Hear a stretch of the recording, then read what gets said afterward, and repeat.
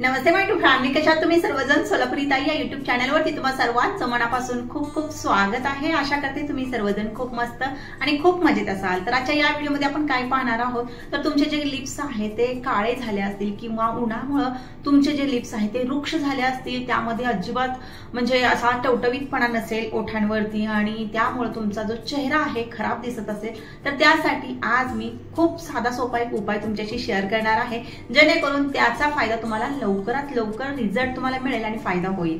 तर चला व्हिडिओला सुरुवात करू। तर सगळ्यात अगोदर आपल्याला घ्यायचं आहे खोबरं तेल अर्धा चमचा, त्यामध्ये घालायचं आहे ग्लिसरीन जे मिळतं मार्केटमध्ये, तर ते ग्लिसरीन आपल्याला आणायचं आहे। मी तुम्हाला इथं साईडला दाखवेन त्याचा फोटो वगैरे।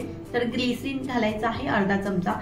जेवढा आपण खोबरं तेल वापरलेलं आहे तेवढंच आपल्याला ग्लिसरीन सुद्धा वापरायचं आहे। आणि त्यानंतर आपल्याला काय घालायचं आहे, 4 ते 5 थेंब लिंबाचा रस घालायचा आहे। लिंबू पिळायचे 4 ते 5 थेंब, जास्त नाही, फक्त 5 थेंब पुरेसे आहेत। आणि व्यवस्थित आपल्या ओठांना सगळं मिश्रण जे आहे ते मिक्स करायचं आणि आपल्या ओठांना व्यवस्थित लावायचंय, मसाज करायचंय बोटाने।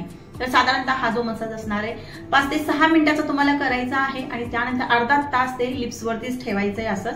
आणि त्यानंतर लिप्स धुवून काढा थंड पाण्याने आणि परत त्याला तुम्ही जो पण लिप बाम वापरताय तो लिप बाम वापरा। आणि त्यानंतर तुमचे जे लिप्स आहेत 15 दिवसामध्ये तुमचा जो नॅचरल लिप्सचा कलर आहे तो तुम्हाला दिसणार आहे। शिवाय नॅचरल कलर पेक्षा सुद्धा तुमचे लिप्स जे आहे ते पिंक, थोडेसे किंचितसे का होईना पिंक झालेले तुम्हाला दिसणार आहे। अशा पद्धतीने जर तुम्ही रेग्युलर हे 15 दिवसापर्यंत फॉलो केलं तर तुमच्या लिप्सचा काळवंटलेलापणा गायब होतो आणि तुमचे लिप्स जे आहेत ते हलके पिंक व्हायला सुरुवात होते।